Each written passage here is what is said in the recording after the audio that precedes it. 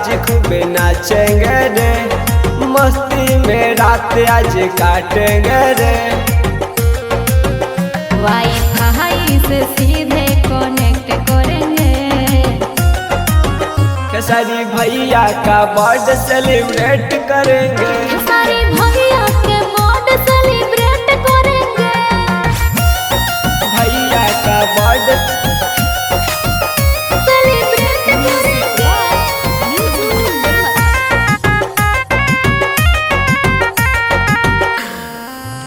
आज राजा जाएगा ऐसा इतिहास। कुछ होगा रे खास, कुछ होगा रे खास। मिलजुली के करो रे सभे रोमांस। कुछ होगा रे खास, कुछ होगा रे खास। यूपी बिहार में मचा है धूम सागरी, इनके चर्चा है गाँव शहर नगरी।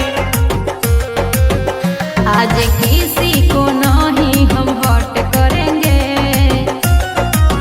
खेसारी भैया का बर्थडे सेलिब्रेट करेंगे। खेसारी भैया के बर्थडे सेलिब्रेट करेंगे।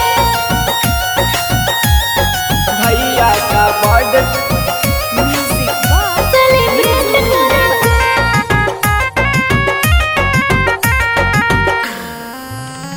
जो हुआ न कभी आज होगा। आज 15 है मार्च, आज 15 है मार्च। खेसारी भैया के सर पर तो ताज होगा। आज 15 है मार्च, आज 15 है मार्च। इनसे दीपक सपन देंगे बधाइया, काटेंगे केक बाटेंगे मिठाइया। बोलो गरदा के संग हम ड्यूटी करेंगे।